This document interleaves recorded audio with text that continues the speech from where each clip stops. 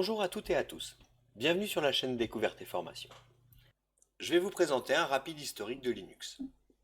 Nous allons voir ensemble les grandes étapes qui ont amené à la création de ce système d'exploitation libre et open source.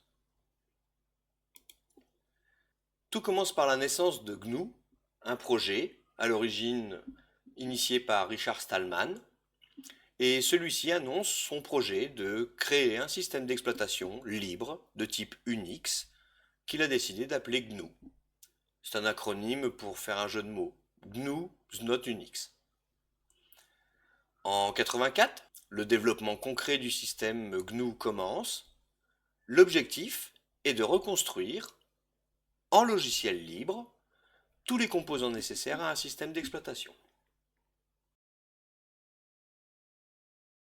En 85, le manifeste GNU est publié. Celui-ci indique la vision du projet. Celle-ci est de permettre aux utilisateurs qui développeraient d'exécuter, d'étudier, de modifier et de redistribuer les logiciels. En octobre 1985, la Free Software Foundation est créée pour soutenir financièrement et juridiquement le développement de GNU et la défense du logiciel libre. Vers 1990, selon GNU.org, le projet a alors trouvé et écrit la quasi-totalité des composants majeurs du système. Il y a toutefois un point manquant, le noyau. Le seul grand élément absent, c'est-à-dire la partie centrale du système, celle qui est chargée de dialoguer avec le matériel, eh bien ce noyau, ou kernel, est absent. En août 1991, Linus Torvald, un étudiant finlandais de 21 ans, annonce sur Usenet, un réseau de l'époque, qu'il écrit un noyau pour ses hobbies. Il crée un système pour s'amuser en tant que projet privé. Pas pour travailler ou le revendre, mais bien parce qu'il a envie de créer un noyau. Les récits de l'époque expliquent que Linus Torvald travaillait sur son propre PC. À l'époque, il avait un ordinateur somme toute courant, c'est-à-dire une machine à base de processeur Intel, un 386. Les machines étaient cadencées à 33 MHz avec seulement 4 mégaoctets de RAM. Et le système d'exploitation fourni était le MS-DOS, donc le Directory Operating System de Microsoft.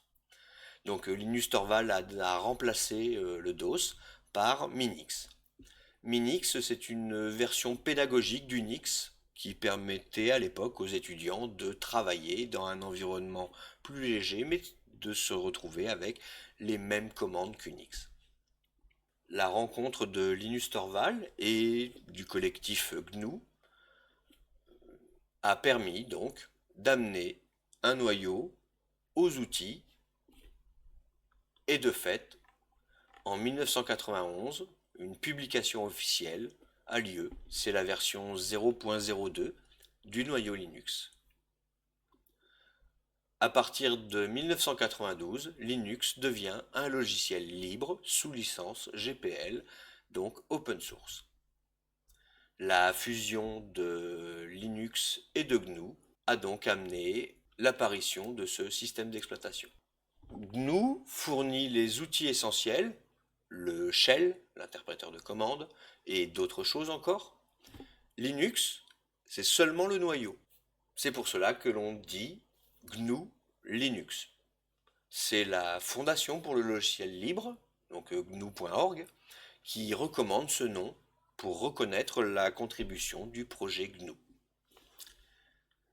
Rapidement, si on regarde les chiffres disponibles, donc en 2024, Linux au niveau des systèmes d'exploitation sur les serveurs représentait 44,8% de part de marché.